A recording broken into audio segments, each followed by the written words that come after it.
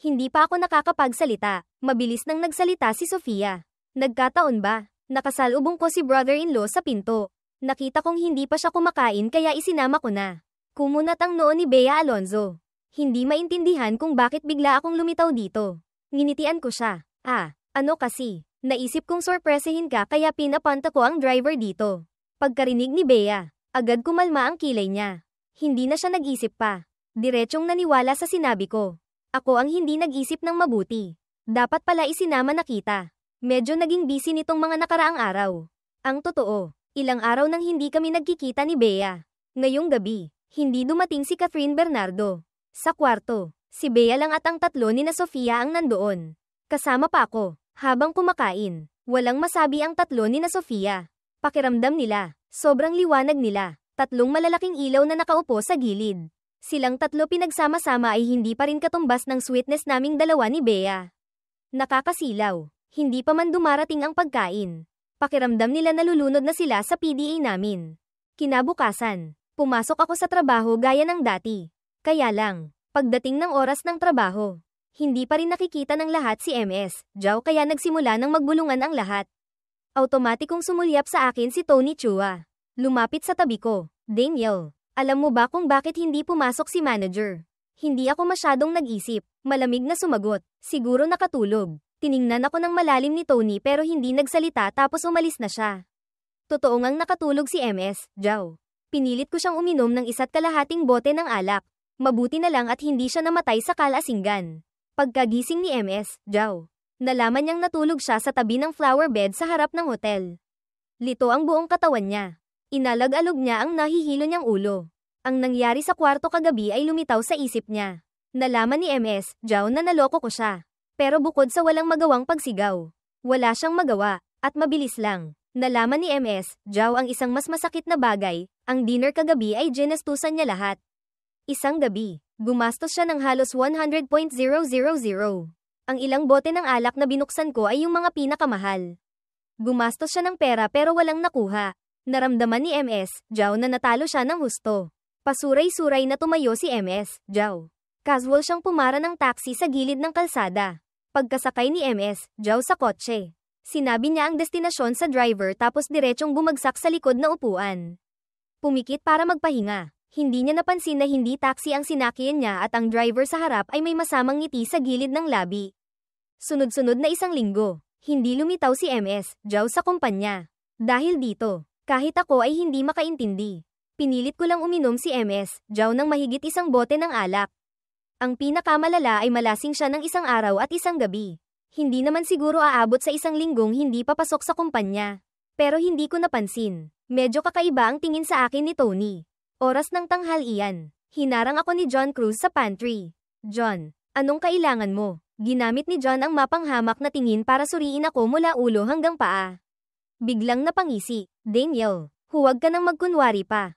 Alam ko na lahat. Nalilito ako. Anong alam mo na? Mapang-inisang boses ni John. 1 linggo na ang nakalipas. Nung gabing yun, magkasama kayo ni Manager Jao sa hotel. Tama, nagulat muna ako tapos malamig na nagsalita. Paano mo nalaman? Naiinis na sinabi ni John. Huwag mo nang itanong kung paano ko nalaman. Hindi mo inaasahan no? Dati, pinipilit mo pang malinis ka. Ngayon ako naman, umirap ako. Ipinagkrus ang mga braso ko sa dibdib. Walang pakialam na tiningnan si John. O tapos, anong gusto mong sabihin? Ang kalmado kong ugali, walang kahit anong pagkataranta o pagkailang. Hindi nakita ni John ang inaasahan niyang epekto. Medyo hindi siya natuwa. Daniel, isang taong gumagamit ng maruming paraan para umangat na tulad mo. Ang kalmado mo pa rin. Sobrang kapal ng mukha mo. Halos matawa ako sa taong ito. John, hindi pa ba sapat yung aral dati? Naghahanap ka na naman ng away. Namutla ang mukha ni John. Maingat siyang umatras ng ilang hakbang. Lumayo sa amin. Anong gagawin mo? Sinasabi ko sa'yo. Ngayon, may ebidensya ako. Tinaasan ko siya ng kilay. Anong ebidensya? Patanjin nga. Mayabang na kinuha ni John ang telepono niya. Ipinakita sa akin ang isang litrato. Halatang litrato ko ito at ni MS, Jao na pumapasok sa hotel. Hindi maganda ang resolution ng litrato. Halatang kuha ng patago. Kahit nakita ko na ang litrato, hindi pa rin ako nataranta. Isang litrato lang naman. Wala rin namang ibig sabihin. Nung araw na yon, Pumunta kami ni MS, Zhao sa hotel para makipagkita sa kliyente. Inirapan ako ni John. Makipagkita sa kliyente. Daniel, pwede bang tigilan mo na yung biro mo? Trainee ka lang. Anong karapatan mong makipagkita sa kliyente? Bukod pa dyan, sino ba namang makikipagkita sa kliyente sa hotel? Halatang may relasyon kayo ni Manager Zhao. Tiningnan ko si John sa harap ko. Pinipilit niya talagang pagtambalin kami ni MS, Zhao. Sobrang wala akong magawa, John. Pinakita mo talaga sa akin ang pagkakaiba-iba ng mga nilalang. Akala mo ba lahat kasing bulag mo? Gusto mo yung klase ng tao tulad ni MS, Zhao? O baka lihim mong mahal si MS, Zhao kaya sinasadya mong sir-an ako? Ang ingay sa pantry ay nakaakit ng maraming katrabaho. Sunod-sunod silang tumakbo para manood ng gulo. Dahil gusto ni John na pagtambalin kami ni MS, Zhao. Ako na ang uunang kumilos. Nagulat na tiningnan ako ni John. Nagsimulang manginig ang kamay niyang may hawak na telepono. Halatang sobrang nainis. Hindi ako kasing desperado mo na kahit ano kakainin. Pati yung taong tulad ni Manager Zhao kaya mong sikmurain. Pumunta ka na sa hotel kasama siya. Takot ka pang umamin. Umirap ako. Nakita mo ba ng sarili mong mga mata na magkasama kami ni MS, Zhao sa kama sa hotel? O kumuha ka ba ng litrato naming magkayakap? Kaya pala gusto mo si Manager Zhao ng ganyan. Sinusundan mo pa pala siya. Huwag kang mag-alala. Siguradong hindi ako makikipag-agawan sa'yo. Halatang hindi ko kalaban si John. Sa sandaling ito, mukha siyang tandang na bumubuka ang balahibo. Pinipilit ni John na may relasyon kami ni MS, Zhao. Ipinakita niya sa ibang katrabaho ang litrato namin ni MS, Zhao. Ang mga katrabahong hindi alam ang katotohanan ay tiningnan ako. Ang mga mata nila ay naging mapanghamak. Akma pa lang akong magsasalita. Biglang umalingaw-ngaw mula sa karamihan ng isang boses ng babae. Pwede akong magpatunay para kay Daniel. Sabay-sabay na napunta ang tingin ng lahat. Nakatuon kay Tony na nakatayo sa labas ng karamihan. Sa ilalim ng tingin ng lahat, dahan-daang pumasok si Tony. Tumayo sa gitna namin ni John. Kinukumpirma ko, nung gabing yun, totoong pumunta si Daniel sa hotel kasama si Manager Zhao. Pagkasabi nito, nagkagulo ang buong kwarto, pero agad na idinagdag ni Tony. Subalit, totoong pumunta sila para makipagkita sa kliyente. Nakita ni John na lumabas si Tony para tumulong sa akin magpatunay. Umirap siya. Tony, ikaw at si Daniel, mula nang pumasok kayo sa kumpanya. Ganyan na kayo kalapit, hindi mo matiis na makita siyang napapagalitan kaya sinasadya mong lumabas para magsinungaling. Diba, mahigpit na ikinuyom ni Tony ang kamay niya. Wala akong ginagawa, sinasabi ko ang buong katotohanan. Nung araw na yon, dumaan ako sa pinto ng opisina. Narinig ko, medyo nagulat akong sumulyap kay Tony. Nung araw na yon, nag-uusap kami ni MS, Zhao sa opisina. Narinig pala lahat ni Tony. Hindi pa rin sumusuko si John. Oo. Puro salita lang. Sinong maniniwala? Sinabi mong pumunta sila para makipagkita sa kliyente. E di pumunta nga sila. Mula nang malaman kong tina-target ako ni MS, Zhao. Sa tuwing papasok ako sa opisina ni MS, Zhao, nagre-record ako. Sa harap ng lahat, pinatugtog ko ang recording. Sabi ni MS, Zhao, mamaya pagkatapos ng trabaho, huwag kang umalis. Sumama ka sa akin para makipagkita sa kliyente. Sabi ko, pasensya na po, Manager Zhao. Hindi po ito trabaho ng isang trainee na tulad ko. Idiniin ni MS, Zhao. Nasa probationary period ka pa lang. Isasama na kita para makipagkita sa kliyente. Makikita mo kung gaano kita pinapahalagahan. Sige, lumabas ka na. Bago pa ako hanapan ng gulo ni John. Naghanda na ako. Ang recording na ito ay sapat na para ibalik ang katotohanan. Pagkatapos patugtugin ng recording, malamig kong tiningnan si John. Ang mukha niya ay nagbago-bago ng kulay na parang color palette. Malamig akong ngumiti sa kanya. John, sa susunod, bago ka magbintang ng iba, mag-research ka muna ng maayos bago ka pumunta. Sa pakikipag-away sa'yo, pakiramdam ko iniinsulto ko ang sarili kong talino. Pagkasabi nyon, hinayla ko si Tony. Akmang aalis na. Sa likuran, umalingaw-ngaw ang walang magawang pagsigaw ni John. Daniel, anong ipinagmamalaki mo? Hindi naman ako ang kumuha ng litrato. Kung alam ko lang, hindi ko na pinakialaman ang gulo na to. Hindi ko ipinahalata ang nararamdaman ko. Bahagyang pinaikit ang mga mata. Hinayla si Tony papunta sa hagdanan tapos huminto. Napahigpit ang labi ni Tony.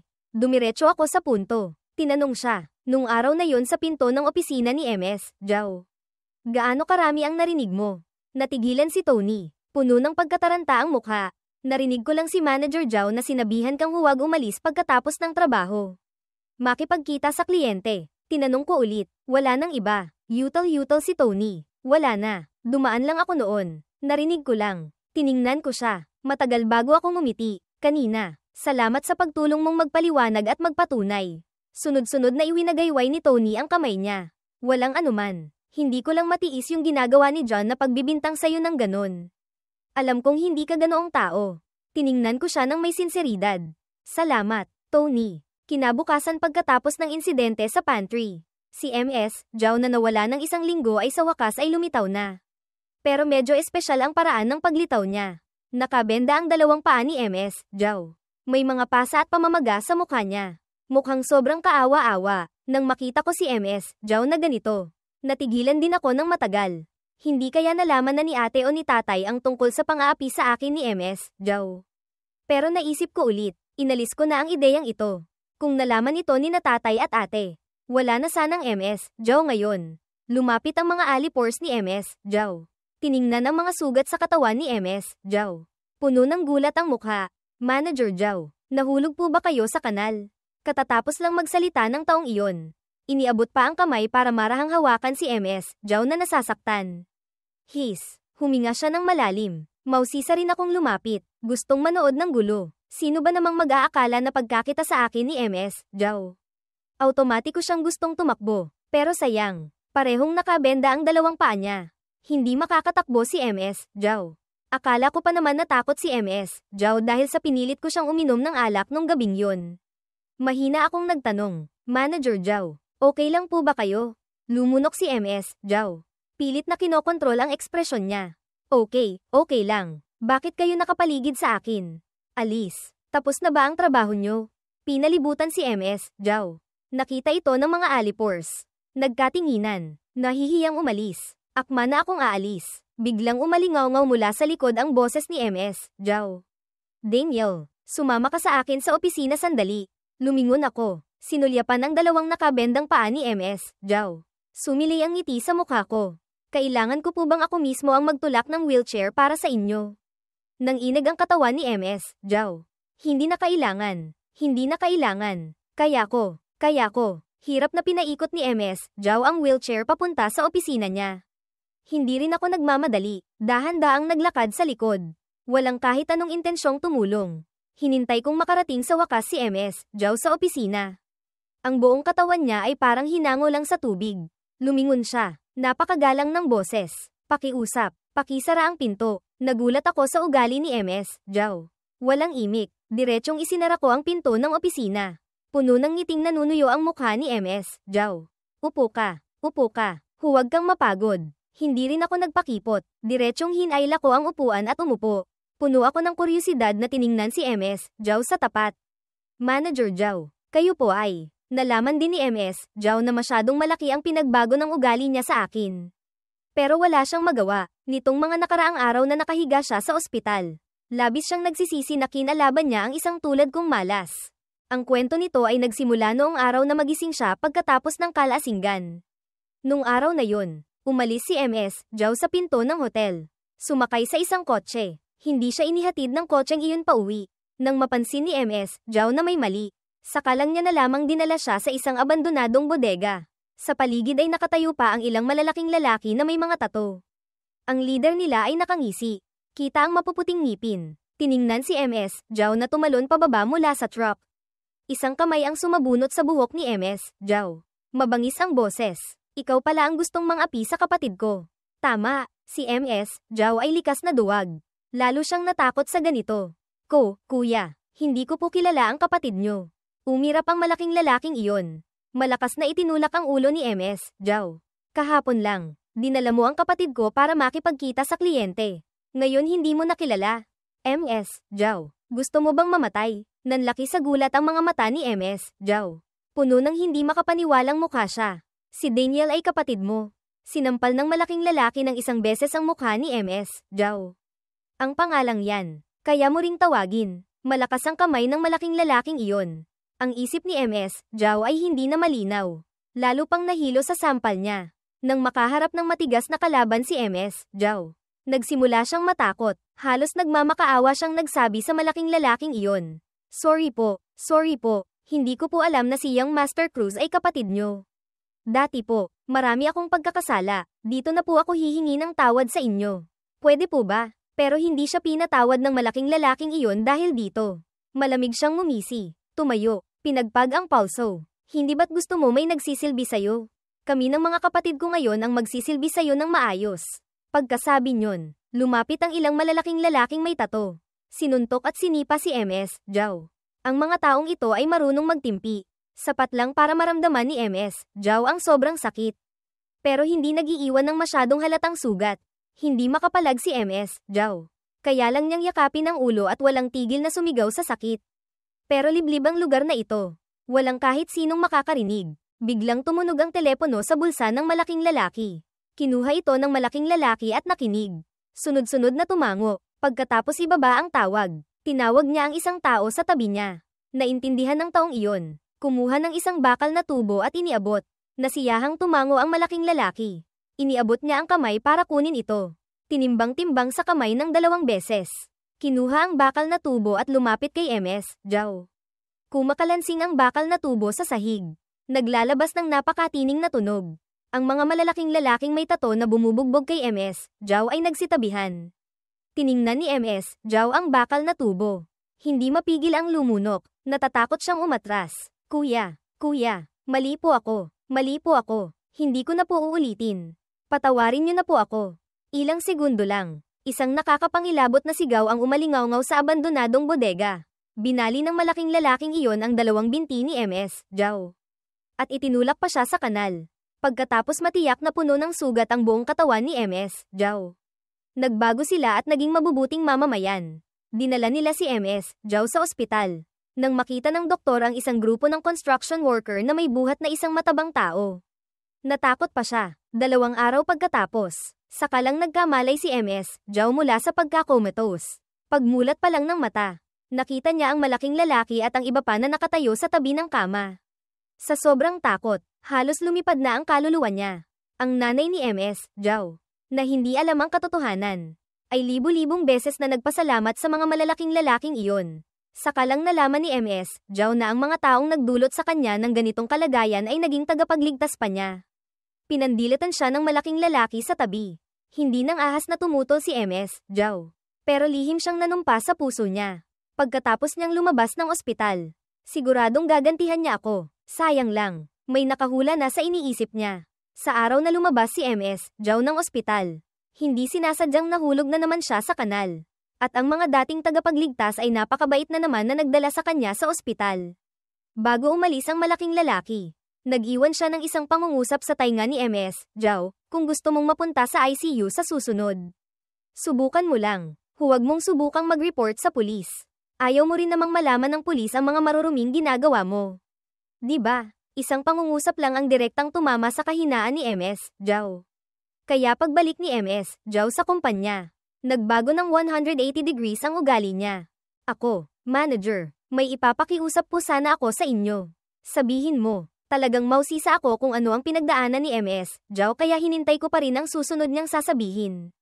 Nag-isip sandali si MS, Zhao bago nagsalita. Sa susunod, pangako ko po, hinding-hindi ko na kayo ita-target. Hindi ko na rin po kayo pagpaplanuhan. Pwede po ba ninyong sabihin sa mga kuya ninyo? Palagpasin na lang po nila ako na parang isda. Natigilan ako. Medyo nag-aalangan ang boses. Mga kuya, sunod-sunod na tumango si MS, Zhao. Opo, kasalanan ko pong hindi ko alam ang taas ng langit at lalim ng lupa. Hindi ko po alam na marami pala kayong kuya. Nagkasala po ako dati. Nagtaka ako. Hindi ba't iisa lang ang kuya ko?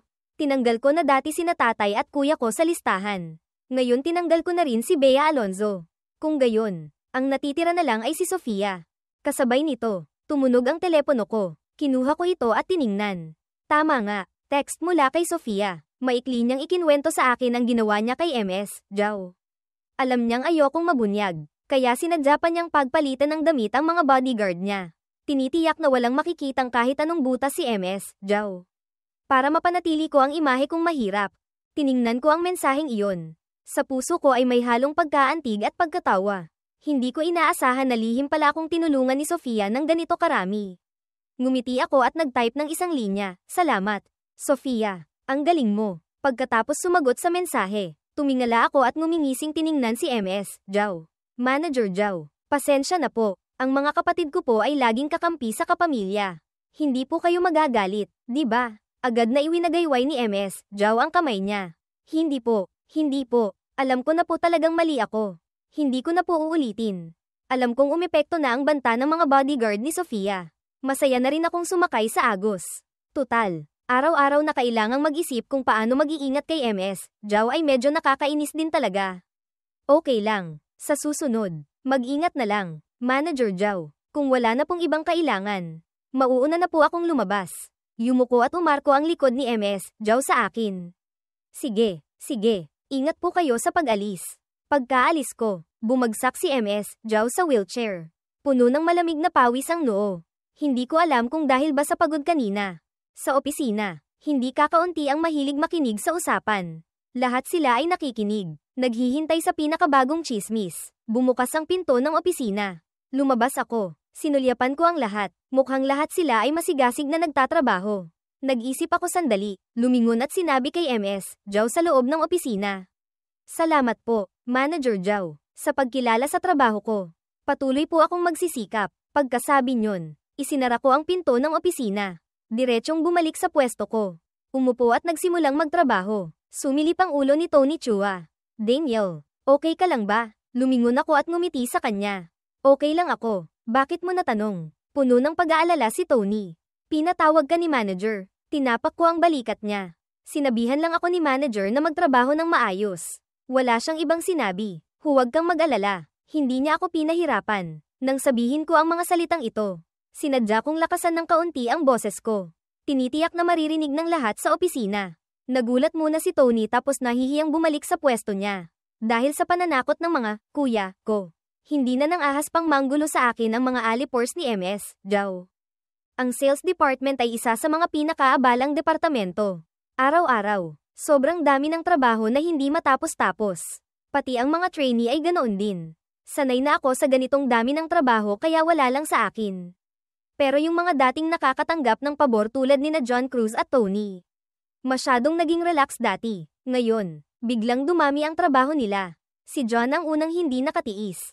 Kahit na ang pinakamagaan pa ring trabaho ang ginagawa niya pag-iimprenta ng dokumento pero sobrang dami ng dokumentong iyon. Naiinis na iwinasiwas ni John ang lahat ng dokumento sa sahig. Nakakainis. Bakit ang daming trabaho? Ayoko nang gawin to. Si MS Zhao, na nagtutulak ng wheelchair palabas ng opisina. Nahulog ang mga dokumento sa harap niya. Tiningnan ang mga dokumento sa paanan niya. Walang kahit anong hindi kasiyahan sa mukha niya. Diretsyong itinuro ni MS Zhao si Tony. Pulutin mo agad ang mga dokumento sa sahig. Natigilan sandali si Tony. Automatikong sumulyap sa akin. Pero wala akong kahit anong reaksyon. Kinagat ni Tony ang ibabang labi niya. Nagsimulang tanggapin ang kapalaran. Tumayo at isa-isang pinulot ang mga dokumento sa sahig. Pagkatapos pulutin, akmang ilalagay na ni Tony sa mesa ni John nang marinig niyang nagsalita si MS Zhao. Anong ginagawa mo dyan? Hindi mo ba nakikitang busy si John? Tulungan mo siyang iuwi yan para gawin. Nanigas si Tony, pero trabaho yan ni John. Umirap si MS Zhao. Agad na nanahimik si Tony. Sa dami ng tao sa opisina, walang kahit isa ang nagsalita para sa kanya. Kahit ako, na dating laging tumutulong sa kanya, ay pinili ring manahimik ngayon. Medyo nadismaya si Tony, pero hindi siya nang ahas na direktang kalabanin si MS Zhao. Kaya dinala na lang niya ang mga dokumento pabalik sa pwesto niya. Nakitang may kaati na siya sa trabaho. Sa wakas ay sumilay na rin ang ngiti sa mukha ni John. Tiningnan niya si MS Zhao. Binigyan siya ng isang mapaghangang tingin. Nakita ito ni MS Zhao. Ang ilang araw na inis sa puso niya ay sa wakas ay nabawasan. Biglang napunta ang tingin niya sa akin. Abala ako sa trabaho sa pwesto ko. Hindi ko man lang siya sinulyapan. Tiningnan ni MS Zhao ang pwesto ko. Kumunat ang noo. Napunta ulit ang tingin kay Tony. Biglang nagsalita, Tony, mamaya kapag libre ka, makipagpalit ka ng pwesto kay Daniel. Sabay kaming nagulat ni Tony. Tumingala kay MS Zhao. May tonong hindi pwedeng tumanggi si MS Zhao. Nagpatuloy siya. Hindi ba naging epektibo ang sinabi ko? Sunod-sunod na tina-target. Lalong naging helpless si Tony. Lihim niyang sinulyapan ako. At sa wakas ay sinulyapan ko rin siya tapos si MS Zhao. Hindi na po kailangan. Manager Zhao. Okay na po ako dito. Kumunat ang noo ni MS Zhao. Ayaw niya rin sana. Pero naisip niya ang mga kuya ko. Automatikong nanginig ang katawan niya. Sabi kong magpalit. Ang daming Saturday. Pagkasabi nyon, hindi na nagbigay ng pagkakataon sa aming dalawa na tumanggi. Diretsyong itinulak ni MS, Zhao ang wheelchair pabalik sa opisina. Pagkaalis niya, tiningnan ko si Tony. Akmang magsasalita, pero narinig kong sinabi ni Tony. Hintayin mong matapos ko ang ginagawa ko. Makikipagpalit ako ng pwesto sa'yo. Pagkasabi nyon, hindi niya ako binigyan ng pagkakataong magsalita. Diretsyong nagsimulang maging abala. Napabuka ang bibig ko. Sa huli ay hindi pa rin ako nagsalita. Hindi rin naman kaunti ang trabaho niya. Mas mabuti pang magtrabaho muna siya. Oras ng tanghalian. Gusto ko sanang hilahin si Tony papunta sa kantin. Para pag-usapan na rin ang tungkol sa pagpapalit ng pwesto. Pero magalang niya akong tinanggihan. Hindi ko na rin siya pinilit. Mag-isa akong pumunta sa kantin ng kumpanya. Kaya lang, tapos na akong kumain. Hindi ko pa rin nakikita si Tony na dumating sa kantin. Naisip kong hindi pa siya kumakain kaya nag-take out ako ng isang serving ng pagkain pabalik sa opisina. Dahil maaga akong bumalik, hindi pa maraming tao sa opisina. Pumunta ako sa pwesto ko pero nalaman kong wala si Tony. Kumunat ang noo ko. Inilapag ko ang take out na pagkain sa mesa ni Tony. Biglang may narinig akong kakaibang tunog na nagmumula sa opisina ni MS, Zhao. Dahil sa kuryosidad, dahan-dahan akong lumapit sa pinto ng opisina ni MS, Zhao. Hindi nakasara ng mahigpit ang pinto ng opisina. Sa siwang ng pinto, nakita ko si MS, Zhao na nakaupo sa wheelchair. Nakatalikod siya sa pinto. Nakaluhod si Tony sa harap niya. Naghahalikan silang dalawa. Hindi pa ako nakakapag-isip ng maayos. Biglang may tumawag mula sa likuran. Daniel, anong ginagawa mo dyan? Nagulat ako. Agad akong lumingon. Nakita ko ang isang babaeng katrabaho sa opisina. Ngumiti ako. Wala naman. Nakita kong hindi nakasara ng maayos ang pinto ng opisina ni manager. Akmang isasara ko lang sana. Pagkasabi nyon, isinara ko ang pinto ng opisina. Hindi na nag-isip pa ang babaeng katrabahong iyon. Tumalikod at bumalik sa pwesto niya. Agad din akong umalis. Pagbalik ko sa pwesto, tinapak ko ang dibdib ko, pero iniisip ko pa rin ang nakita ko kanina. Sakto naman, bumalik si Tony Chua. Kaya lang, mukhang medyo kakaiba siya. Nakita ni Tony ang lunchbox sa mesa. Lumingon siya at tiningnan ako. Ikaw ang nagdala nito para sa akin. Nahimasmasan ako. Sinulyapan ko siya. Napunta ang tingin ko sa medyo mapula at maganyang labi. Medyo nailang si Tony sa tingin ko. Iniabot ang kamay para panasan ang bibig niya. Umiwas ng tingin sa akin. Tumango ako. Oo, nakita kong hindi ka pumunta sa kantin. Akala ko masyado kang busy kaya walang oras. Kaya dinalhan kita ng isang serving. Bilisan mo nang kumain. Malamig na. Biglang iwinasiwas ni Tony Chua ang lunchbox sa mesa. Ang kanin at sabaw sa loob ay diretsyong tumapon sa sahig. Marami pang tumalsik sa akin. Sinong nangangailangan ng pagpapanggap mong kabaitan? Akala mo ba mahirap ako na hindi makakain? Natigilan ako. Lumamig din ang ekspresyon sa mukha ko. Mabuti lang naman ang intensyon kong dalhan ka ng pagkain. Kung ayaw mong kumain, hindi mo kailangang gawin yan. Di ba? Kung masama ang loob mo, hindi yan dahilan para sa akin mo ibunton. Hindi ako taong walang pasensya. Dati, espesyal akong nagmamalasakit kay Tony dahil nakikita ko sa kanya ang dati kong sarili. Dati akong nabasa sa ulan kaya gusto kong payungan ng iba. Dati, nakikita kong masyadong mabait si Tony. Ngayon, nakikita kong ako pala ang pinakamartir. Ayokong makipagtalo kay Tony kaya kinuha ko ang pamalit kong damit. Pumasok ako sa CR. Mabilis akong kumilos. Pagkatapos magpalit ng damit, kinuha ko ang maruming damit pabalik sa pwesto ko. Pero nalaman kong ang mga gamit ko ay nalipat na sa dating pwesto ni Tony. Habang si Tony ay nakaupo sa dati kong pwesto. Inaayos ang mga gamit niya. Nakita niyang bumalik ako. Hindi man lang niya ako sinulyapan. Malamig ang boses niya. Nailipat na ang pwesto mo. Huwag kang mag-alala. Walang nawawala sa mga gamit mo. Tiningnan ko si Tony. Bigla kong hinawakan ang pulso ni Tony at dumiretso kami papunta sa hagdanan. Natakot si Tony. Pilit na binabawi ang kamay niya pero hindi siya makawala. Ang eksena naming dalawang naghihilahan palabas ng opisina ay nagbigay na naman ng bagong pag-uusapan sa mga katrabahong mahilig magtsismisan sa opisina. Sa hagdanan, malakas na binawi ni Tony ang pulso niya mula sa kamay ko. Kabilang kamay niya ang humaplos sa pulso niya nang may hindi kasiyahang itsura. Bago pa siya makapagsalita, mabilis na akong nagsalita. Ikaw yung nasa opisina ni MS, Zhao kanina. Di ba? Isang pangungusap lang ang direktang nagpawala ng kulay sa mukha ni Tony. Nanginginig ang mga labi ni Tony. Hindi siya makatingin ng diretso sa mga mata ko. Ayaw niyang magsalita. Nagpatuloy ako. Ikaw at si MS, Zhao. Mabilis akong pinutol ni Tony. Hindi. Wala kaming kahit anong relasyon. Ang nagmamadali niyang pagtanggi ay parang kumpirmasyon sa mga mata ko. Hindi ko mapigil ang malungkot. Tony, bakit mo ginawa yon? Hindi mo ba alam na may asawa na si MS, Zhao? Napakapangit ng itsura ni Tony. Bigla siyang naging medyo emosyonal. Daniel, anong pinagkukunwari mo dyan? Nagawa mo na yan. Bakit ako hindi pwede? Gulat ko siyang tiningnan. Anong sinasabi mo? Anong ginawa ko? Nawala ang takot sa mukha ni Tony. Napalitan ito ng pang-iinsulto. Anong pinagkukunwari mo dyan? Naunahan mo na akong umakyat sa kama ni MS, Zhao. Bakit ako hindi pwede? Malinaw naman. Malinaw naman na lahat ng ito ay dapat para sa akin. Napanganga ako sa gulat. Halos matalo ako sa loika ni Tony. Hindi ko talaga maintindihan kung ano ang sinasabi ni Tony. Anong ako ang nauna? Anong lahat ng ito ay dapat para sa'yo? May hindi ka ba naiintindihan? Galit na pinandilitan ako ni Tony. Nung araw na yon sa pinto ng opisina ni MS, Zhao. Malinaw kong narinig na ako ang balak niyang isama para makipagkita sa kliyente. Ikaw ang umagaw ng pagkakataon ko.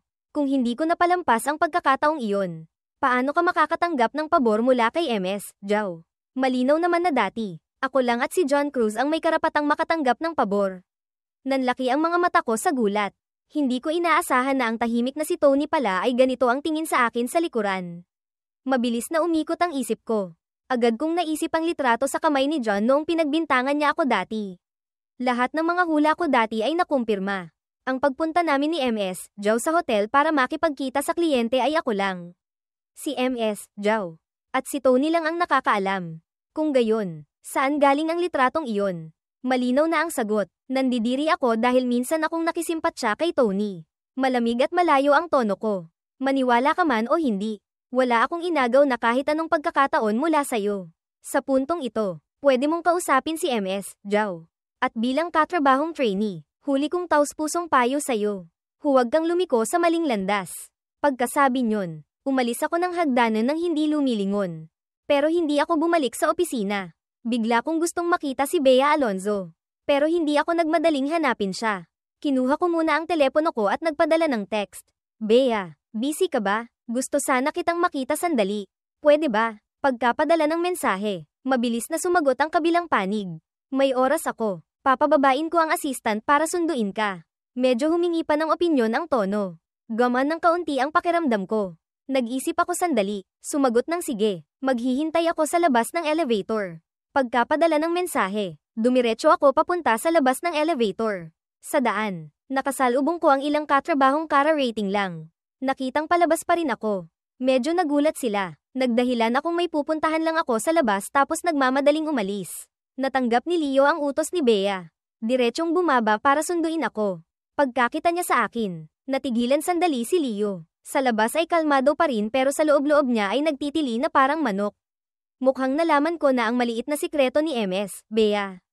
Sinabi niya sa akin, Mr. Daniel, tama po ba? Sumunod po kayo sa akin. Sa tulong ko, unang beses nakasakay si Leo sa private elevator ni Bea. Pagdating ng elevator sa 18th floor, dinala ako ni Leo sa opisina ni Bea. Itinulak niya ang pinto ng opisina. Pero wala ang anino ni Bea sa loob. Nagtataka akong tumingin kay Leo. Agad na intindihan ni Leo. Dahan-daang nagsalita. Nasa meeting pa po si MS, Bea. Young Master Cruz, maghintay po muna kayo sandali. Tumango ako. Medyo nahihiya. Pero sa isip ko ay nagrereklamo. Hindi ba sabi niya hindi siya busy? Kung alam kong busy siya, hindi na sana ako umakyat. Pero naghintay ako sandali. Nakitang hindi pa rin bumabalik si Bea Alonzo. Tumayo ako at nagsimulang maglakad-lakad sa loob ng opisina. Nang bumalik si Leo sa meeting room, tumingala lang si Bea sa kanya ng isang beses tapos nagpatuloy sa pakikinig sa ulat ng kanyang mga subordinate. Ang telepono ni Bea ay nakalagay lang sa mesa. Hindi man lang umilo, hindi rin kinuha. Bumalik si Leo sa pwesto niya at nagsimulang magtrabaho. Pero halatang medyo wala siya sa focus. Paulit-ulit siyang tumitingin kay Bea, ang kanyang direct superior, na kalmadong-kalmado. Si Leo naman ay medyo nag-aalala. Nararamdaman niyang si Daniel ay siguradong hindi ordinaryong tao. Ang opisina ni Bea ay hindi pa kailanman pinapasukan ng ibang kasarian.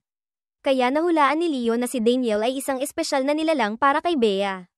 Pero kung espesyal na nilalang na pala, bakit parang hindi man lang nagmamadali ang boss niya? Sakto namang nagtataka si Leo. Nagsalita si Bea. Ang mga natitira, paikliin na lang ang report sa sitwasyon ng trabaho. Isang pangungusap lang ang direktang nagpaningning sa mga mata ni Leo. Nagkatinginan ang mga manager sa ilalim niya. Tapos inayos nila ang kanilang mga salita. Ginamit ang pinakamaikling lengguwahe para i-report ang kanilang trabaho. Ang meeting na inaasahang tatagal ng 2 oras ay direktang naipit sa 1 oras. Pagkatapos ng meeting, hindi na nag-aksaya pa ng oras si Bea. Tumayo at dumiretso papunta sa opisina. Nagkatinginan ng lahat, hindi alam kung ano ang nangyari. Nararamdaman nilang mukhang nagmamadali si Bea ngayon. Totoo ngang nagmamadali si Bea. Una, ayaw niyang paghintayin ako ng matagal. Pangalawa, ayaw niyang i-postpone ang meeting kaya napilitan lang siyang paikliin ang oras ng meeting. Hindi ko rin inaasahan na sa paghihintay ko ay diretsyong umabot ng 1 oras. Sa panahong naghihintay ako, walang tigil ang pagtunog ng telepono ko, pero wala akong oras para pansinin ito. Diretsyong nagpadala ako ng text kay Jow para humingi ng leave tapos isinilent ko na ito. Biglang bumukas ang pinto ng opisina. Tumingala ako at nagtama ang mga mata namin ni Bea sa pinto. Hindi ko mapigil ang ngumiti. Isinara ni Bea ang pinto ng opisina. Sinadya pang i-lock ito, tapos sumugod sa yakap ko. Naghihintay ka ba ng matagal?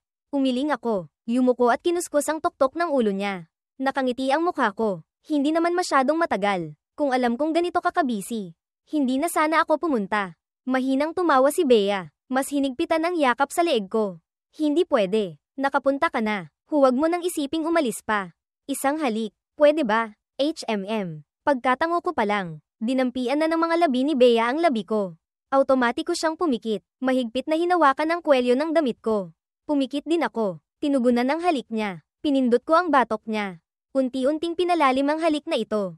Nang matapos ang halik, iminulat ko ang mga mata ko. Ang mukha ni Bea ay mapula na parang tutulo na ang dugo. Nginitian ko siya ng may panunukso.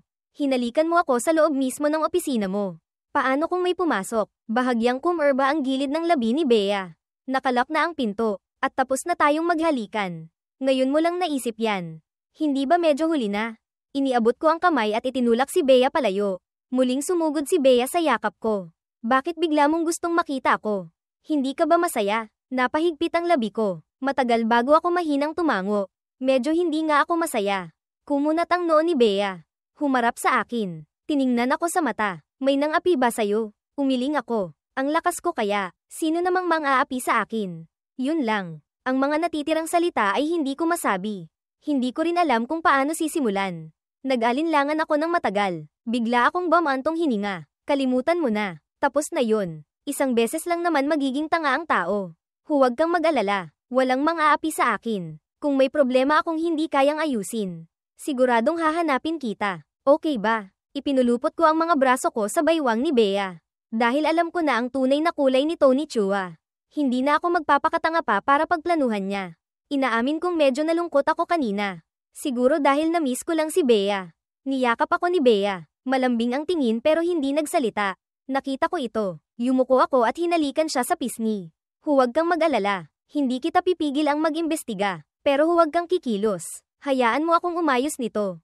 Pwede ba? Tiningnan ako ni Bea ng malalim. Sa huli, walang magawang tumango siya. Magtatrabaho ka pa ba mamayang hapon? Umiling ako. Nag-leave na ako ng kalahating araw. Wala akong mapupuntahan. Pwede bang dito muna ako sa'yo ngayong hapon? Bea. Ngumiti si Bea sa akin. Malugod kong tinatanggap. May gagawin pa ako mamayang hapon. Pwede. Nginitian ko siya. Okay lang. Uupo lang ako sa gilid. Hindi kita iistorbohin sa trabaho mo. Gawin mo na lang ang mga gagawin mo. Binitawan ko ang kamay kong nakayakap sa baywang ni Bea. Akmang uupo na ulit sa sofa pero umupo naman si Bea Alonzo sa kandangan ko. Tiningnan ko siya ng may pagtataka. Marahang inilapit ni Bea ang mukha niya sa mukha ko. Masyado nang malinaw ang ibig niyang sabihin. Ang ngiti sa gilid ng labi ko ay halos hindi ko na mapigilan. Lumapit ako. Akmang pagbibigyan ang maliit na hiling ng girlfriend ko. Pero nang malapit nang dumampi ang labi ko sa pisngi ni Bea, bigla siyang lumingon. Sakto namang dumampi ang halik ko sa mapula niyang mga labi. Kaya pala mas gusto ni Daniel na halikan ang labi ko. Hindi pa man niya natatapos ang salita. Diretsyong tinakpan ko ng kamay ang bibig ni Bea. Umalis ka na. Diretsyong itinulak ko siya palayo. Si Bea naman ay parang pasang kakakuha lang ng gusto. Tiningnan ako ng may malambing na itsura. Kinawayan ko siya ng kamay. Bilisan mo na. Magtrabaho ka na. Tapos na ba lahat ng trabaho mo? May oras ka pang magpakatamad dito. Natawa si Bea. Sige na, hindi na kita aasarin. Pagkatapos ng trabaho, ililibre kitang kumain. Pagkatapos pumasok ni Bea sa working mode, mabilis niyang nakalimutan na nandito pa pala ako sa opisina.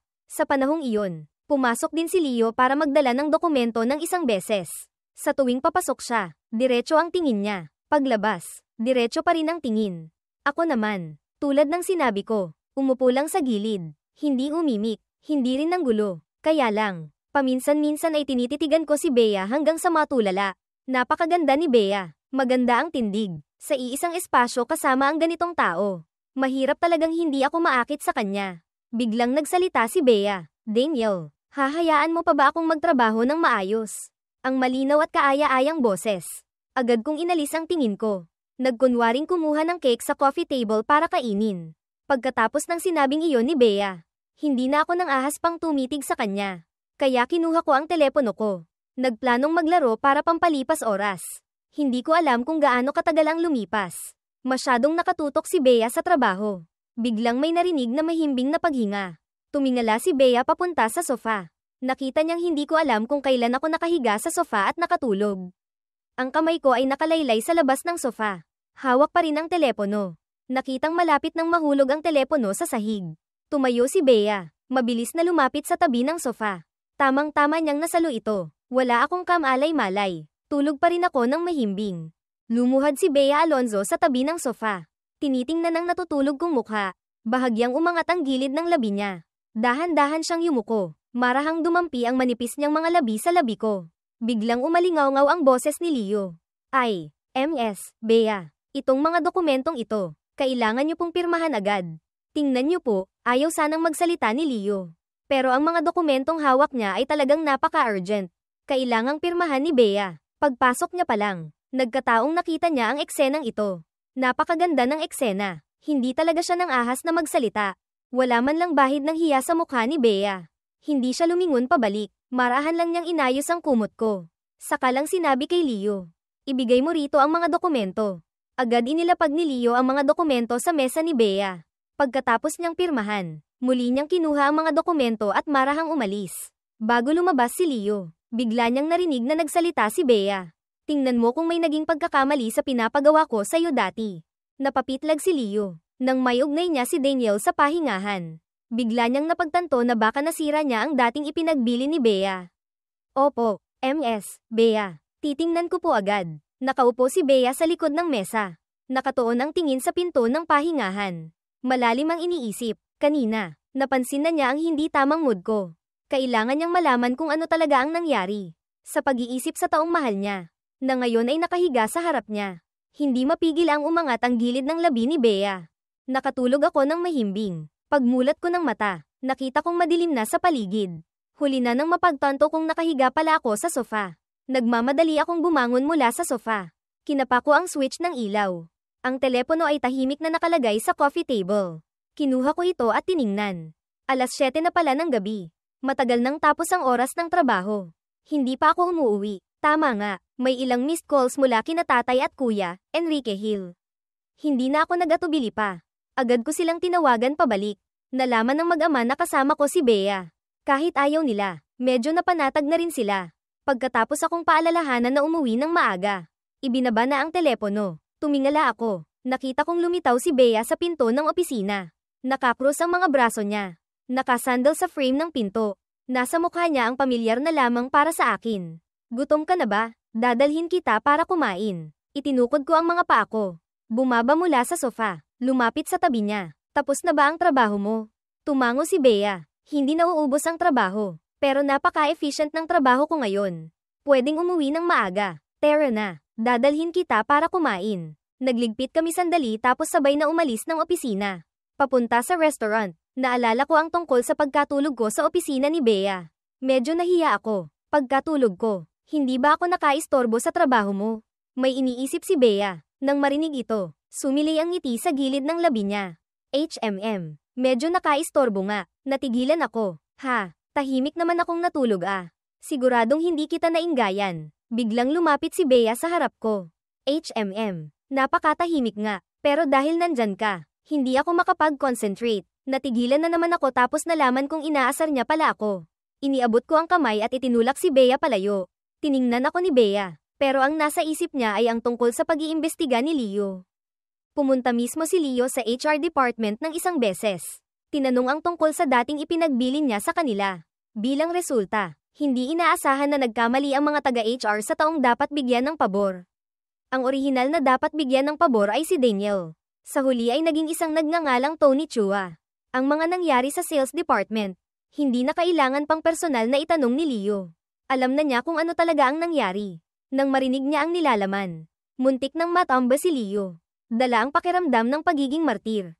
Ikinwento niya ang mga bagay na iyon kay Bea. Napahigpit ang labi ni Bea. Hindi nagsalita, hindi rin nagbago ang ekspresyon sa mukha niya. Pansamantalang hindi mahulaan ni Leo ang iniisip niya. Kaya nanginginig lang siyang nakatayo sa tabi. Sa huli, hindi tinanggal ni Bea si Leo. Maliban sa pagkakamali sa bagay na ito, maganda ang kakayahan ni Leo sa trabaho at hindi siya yung tipong boss na nabubulag sa ganda. Sumiksik si Bea sa yakap ko. Malambing ang boses. Nasaktan ka ba? Napatigil ako tapos naintindihan ko na. Siguradong alam na lahat ni Bea. Iniabot ko ang kamay at niyakap ang baywang ni Bea. Hindi ako nasaktan. At huwag kang mag-alala. Hindi na ako magiging tanga ulit. Kung hindi ako ginagalaw, hindi ako gagalaw. Hindi rin ako tatayo lang para saktan. Tumango si Bea. Ang Daniel ko ang pinakamagaling. Para pagaanin ang loob ko. Dinala ako ni Bea para kumain ng masarap na pagkain. Dahil dito, nawala lahat ng kaunting hindi ko kasiyahan sa puso. Pagkatapos kumain, para maiwasan na kainin ako ng buhay ng mag-ama, tatay at kuya, ng pamilyang Cruz. Diretsong inihatid ako ni Bea pauwi. Ang balitang kami na ni Bea ay maituturing na ring alam na ng mga nakatatanda sa dalawang pamilya. Kaya pagkababa ng kotse, hinawakan ako ni Bea sa kamay papunta sa lumang mansyon ng pamilyang Cruz. Nagkaintindihan kaming naglakad ng mas mabagal. Umaasang mas humaba pa ng kaunti ang daan pauwi. Lumingon ako, mula sa anggulo ko. Ang perpektong profile lang ni Bea ang nakikita ko. Pero tingnan mo man sa kahit anong anggulo. Napakaganda talaga ng taong ito. Bea, dati, wala ka ba talagang ibang naging boyfriend? Bahagyang kumerba ang gilid ng labi ni Bea. Bakit, Daniel? Iniimbestigahan mo ba ang love life ko? Nahihiya kong inalis ang tingin ko. Hindi naman. Naisip ko lang. Nagka-girlfriend na ako ng isang beses. Hindi ba dapat ikaw ay wala pang karanasan? Kung hindi ba masyadong dehado ka? Bukod pa riyan, napakagaling mo. Wala ka ba talagang naging boyfriend? Sobrang curious lang talaga ako. Seryosong umiling si Bea. Wala. Bago tayo maging tayo, lagi kong iniingatan ang sarili ko para sa'yo. Huwag kang mag-alala. Mula simula hanggang dulo, ikaw lang ang nag-iisa sa akin. Ang matamis na pagtatapat ay nagpabilis ng tibok ng puso ko. Kaya lang, ang salitang, iniingatan ang sarili. Tama ba ang pagkakagamit? Nakitang hindi ako nagsasalita. Nagdagdag pa si Bea. Dati, halos hindi kami naghihiwalay ni ate mo. Kung mayroon ba akong malabong relasyon o nakipag-date sa ibang lalaki, siya ang pinaka-nakakaalam. Gusto ko sanang magsalita pero pinigilan ko. Halos hindi naghihiwalay. Kung gayon, napakaganda pala ng relasyon nyo. Hindi ba kayo pinagdudahan ng iba? Agad na intindihan ni Bea. Iniabot ang kamay at marahang sinuntok ang dibdib ko ng isang beses. Anong iniisip mo? Kung kami ni ate mo ang magkakatuluyan, paano ka na? Paulit-ulit akong humingi ng tawad. Nagbibiro lang ako. Huwag mong seryosohin. Huwag mong seryosohin. Marahang ipinatong ni Bea ang dalawang kamay sa balikat ko. Daniel, huwag kang mag-alala. Wala akong ibang magandang katangian. Isa lang, tapat ako. Kapag nahulog na ang loob ko, habang buhay na yun. Kaya, handa ka na bang makulong sa akin habang buhay? Tiningnan ko siya. Ang mahinang hangin ng gabi ay ginulo ang buhok sa noo ni Bea. Pero ang maganda niyang mga mata ay puno ng lamang at malalim na pagmamahal. Niyakap ko siya ng mahigpit. Bea, medyo foul ka rin pala. Paano mo nasabing wala kang ibang magandang katangian? Lahat maganda, pero ang pinakamaganda ay ang katapatan mo. Yan ang tama. Hindi sinabi ni Bea kung oo o hindi. Malambing niya akong tiningnan. Dahan-daang tumingkayad. Isang halikang dumampi sa gilid ng labi ko. Tapos sumandal ang ulo sa balikat ko. Daniel, hindi ako kasing ganda ng inaakala mo. Mayroon din akong mga sikretong hindi alam ng iba. Pero sa ngayon, ayoko pang ipakita sa'yo. Tumingin ako sa kanya. Marahang hinaplos ng kamay ko ang manipis na labi ni Bea. Pareho kaming natigilan. Tumuwid ng tayo si Bea. Tinakpan ng bibig. Sige na. Pumasok ka na. Kung hindi, baka lumabas si Tito na may dalang kutsilyo. Napatigil ako. Lumingon at nakita ko si Tatay Cruz, na nakatayo sa gate. Nakita niyang nakatingin ako. Agad na sumili ang ngiti sa mukha ni tatay.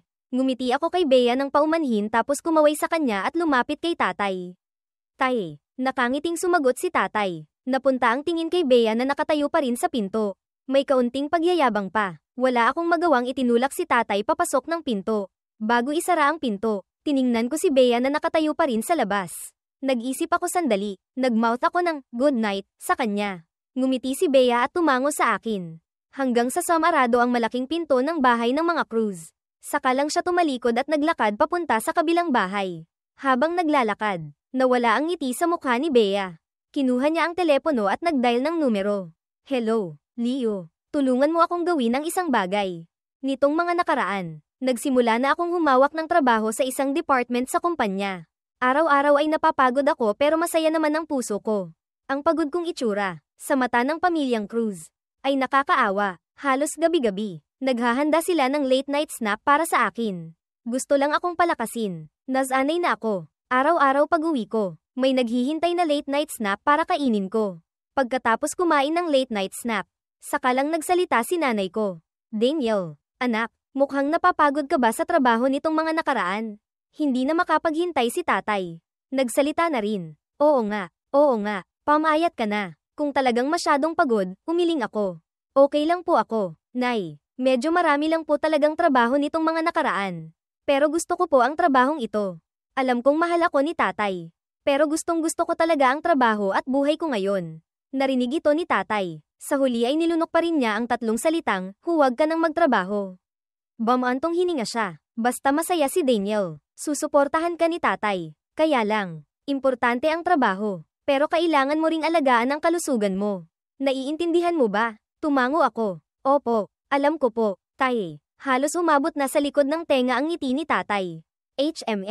Mabuti kung alam mo. Sige na, umakyat ka na. Magpahinga ka na. Agad akong tumayo. Opo, kung gayon. Tatay, nanay, aakyat na po ako. Pagkasabi nyon, umakyat na ako ng hagdan. Nawala ng kaunti ang ngiti sa mukha ni tatay. Lumingon siya kay nanay. Mahal. Nararamdaman mo bang parang medyo hindi masaya si Daniel? Tumango rin si nanay bilang pagsang-ayon. May nangyari kayang hindi maganda sa kumpanya kasama ang mga katrabaho niya. Agad na nagseryoso ang ekspresyon ni tatay. Itong batang ito, independent, gustong maging low-key. Ayaw niyang bigyan siya ng special treatment natin at ni Bea. Hindi kaya, binyuli talaga siya ng katrabaho. Sa pag-iisip na may nang-ahas na bulihin ang mahal niyang anak. Ang buong katauhan ni tatay. Ang aura sa paligid niya ay nagbago. Ang mabait na ama sa harap ko ay naging malamig at walang awang business tycoon. May kaunting pag-aalala rin sa mukha ni nanay. Kung gayon, ay patanong kaya natin kay Enrique. Mas madaling magkausap ang magkapatid. Tumango si tatay. Sige, si Enrique na ang bahala. Kaya ng gabing iyon, diretsong kumatok si Enrique sa pinto ng kwarto ko. Noong oras na iyon, kakatapos ko lang maligo, paglabas ko pa lang ng banyo. Narinig ko na ang katok sa pinto. Nagmamadali akong pumunta para buksan ang pinto. Nang makita ko si Enrique sa pinto, medyo nagulat pa ako. Kuya, pasok ka. Isinara ko ang pinto. Pinaupo siya sa tabi ng kama. Ako naman ay nagsimulang magpatuyo ng buhok. Ang ugong ng hairdryer ay medyo nakakaantok. Pinili ni Enrique ang sandaling ito para magsalita. Daniel, nitong mga nakaraan, masaya ka ba sa kumpanya? Dahil sa pangungusap na ito, kalahati ng antok ko ay nawala. Sa wakas, nalaman ko na rin kung bakit ako hinanap ni Enrique ngayong gabi. Okay naman. Medyo masaya naman. Sa harap ng pamilya ko. Ayokong magsinungaling. At ang paikat-ikot kong sagot ay nagpahiwatig din kay Enrique na hindi talaga masaya ang kapatid niya sa kumpanya. Hindi agad nagtanong si Enrique. Naghintay siyang matapos akong magpatuyo ng buhok bago siyang umiti at nagtanong. Daniel, pwede mo bang sabihin kay kuya kung anong nangyari? Tinitigan ko si Enrique. Hindi nagsasalita. Sakto namang akala ni Enrique ay hindi ako magsasalita. Ikinwento ko sa kanya ang lahat ng nangyari nitong mga nakaraang panahon. Tungkol naman sa pagwawala ko sa hotel at sa kumpanya. Hindi ko sinabi. Ayokong isipin ng pamilyang Cruz na dahil nawala ako sa labas ng 20 taon. Nagkaroon ako ng ilang hindi magagandang ugali. Alam ni Enrique na siguradong hindi ko sinabi lahat. Pero halos 8 o 9 sa 10 bahagi na rin ang nasabi ko. Hindi na rin nagtanong pa si Enrique. Kung gayon, yung nagngangalang Tony Chua ang nagpasama ng loob mo. Natahimik ako ng ilang segundo. Sa huli ay tumango. Hindi nagsalita si Enrique. Nagsalita ako. Kuya, sa tingin mo ba, mali ba talaga ang ginawa ko? Inalis ni Enrique ang pag-iisip niya. Tiningnan ako sa harap niya. Bumantong hininga ng isang beses. Daniel, hindi ka mali. Dahil sa simpatsya mo kay Tony. Mas inalagaan mo siya. Dahil yan sa ugali mo. Pero alam mo rin naman. Minsan, ang mabuting intensyon ay hindi laging may mabuting kapalit. Tumango ako. Alam ko po, kuya. Ang totoo, bago ko hanapin si Bea, napag-isipan ko na ng mabuti. Nagpasya akong igalang na lang ang kapalaran ng iba sa susunod. Hindi na ako magiging mabait ng walang kabuluhan. Ngumiti si Enrique. HMM. Yan ang Daniel na kilala ko. Kahit anong mangyari, kami ang sandalan mo. Huwag kang matakot. Naantig akong nagsalita. Kuya, salamat po. Lumabas si Enrique sa kwarto ko. Paglingon niya, nakita niya sina nanay at tatay hindi kalayuan. Nagulat si Enrique. Pinilit niyang pigilan ang sarili para hindi sumigaw. Baka magising. Kagigising ko lang mula sa pagkakatulog sa kwarto. Hinailan niya sina nanay at tatay pababa ng hagdan. Tatay, nanay, bakit hindi pa kayo tulog? Puno ng pag-aalala ang mukha ni tatay. Wala man lang bahid ng pagod. Enrique, kumusta ang kapatid mo? Napahigpit ang labi ni Enrique. Si Daniel, sa kumpanya, medyo hindi nga masaya kasama ang katrabaho niya. Isang trainee na kasabay niyang pumasok sa kumpanya. Trainee, anong ginawa ng trainee na yon? Inayos ni Enrique ang mga salita. Ikinwento ang tungkol sa pagtulong ko kay Tony tapos ay hindi siya naintindihan. Agad na nagdilim ang mukha ni nanay at tatay. Sinabi niyang nilalandi ng anak natin ang manager. Bulag ba ang asong yun? Kahit sino ba karapat-dapat sa Daniel natin? Nakitang halos magwala na si tatay. Agad siyang hinailan ni nanay at Enrique. Inalo ni nanay si tatay. Mahal, kalma lang, kalma lang. Sumang-ayon din si Enrique. Tay, huwag kang ma-excite, huwag kang ma-excite. Sa pagpapayo ng dalawa, sa wakas ay medyo bumalik sa katinoan si tatay.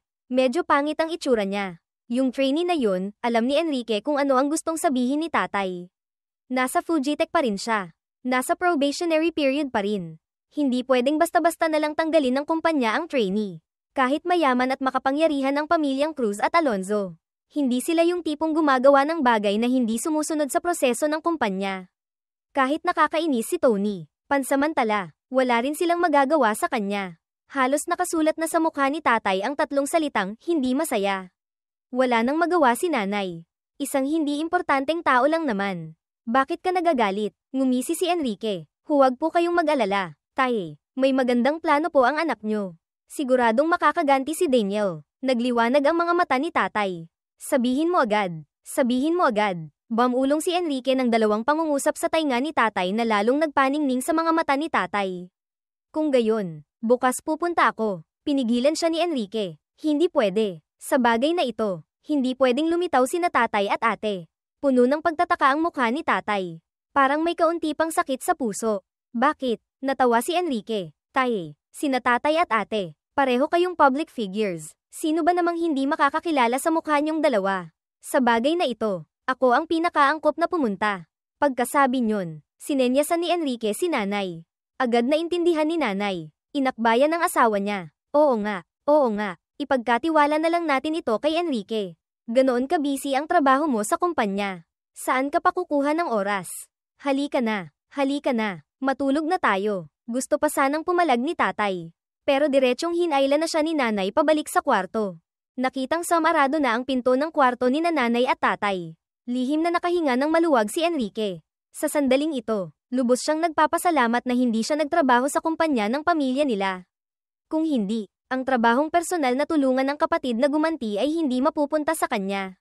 Sa pag-iisip sa malaking palabas bukas ng umaga, medyo na-excite si Enrique. Mabilis siyang bumalik sa kwarto niya. Nagsimulang maghanda para bukas. Sa sandaling ito, mahimbing akong natutulog. Hindi ko pa alam kung gaano karaming magagandang palabas ang naghihintay sa akin. Kinabukasan, pagbaba ko ng hagdan, nakita kong nakaupo na sa tabi ng hapagkainan ang pamilyang Cruz. Naghihintay sa akin. Mabilis akong tumakbo pababa ng hagdan. Agad na naakit ang tingin ko sa napaka-eleganteng si Enrique. Kuya, ang gwapo mo naman ngayon. Tiningnan ako ni Enrique. Binigyan ako ng tingin na, magaling kang tumingin. Sa tabi, agad na sumimangot sina tatay at Catherine. Ang ganitong sandali ng kasikatan. Dapat sa kanila lang. Hindi ko napansin ang kakaiba nilang kilos. Pagkatapos kumain ng almusal, akma na akong lalabas ng pinto. Hindi inaasahan. Sumabay sa akin si Enrique palabas ng pinto at sumakay pa sa iisang kotse. Medyo hindi ko naintindihan. Kuya, walang nagbago sa mukha ni Enrique. Ngayon, may kaunti akong gagawin kay Bea kaya sabay na tayo. Hindi na ako nag-isip pa ng marami. Sa daan, nagbiro at nagtawanan pa kami ni Enrique. Tulad ng dati, ipinarada ng driver ang kotse sa dating lugar. Pagbaba ko ng kotse, akma pa lang akong magsasalita. Biglang may narinig na boses ng lalaki sa likuran. Anong ginagawa mo dito? Mabilis akong lumingon at nakita ko si John na may gulat na itsura. Nakatayo siya hindi kalayuan sa likuran ko. Katatapos lang magsalita ni John. Naglakad na siya papunta sa akin. Hindi na ako nag-isip pa. Diretsyong isinara ko ang pinto ng kotse. Nang akmang bubuksan ni John ang pinto ng kotse. Hinawakan ko ang pulso niya. Anong ginagawa mo? Sinulyapan ako ni John. Biglang napangisi. Bakit? Takot kang makita ko kung ano ang itsura ng matandang mayaman mo. Ang masakit sa taingang boses ay nagpakunot ng noo ni Enrique sa loob ng kotse. Medyo naging pangit din ang itsura ng driver. Matagal ko nang alam, mula sa bibig ni John. Wala kang maririnig na kahit kalahating magandang salita. Dati, hindi ko pinapansin ang taong ito. Ngayon din. Kaya lang, hindi pa ako nakakapagsalita. Bumaba na ng kotse si Enrique. Paglabas niya, nakita siya ni John. Natulala siya.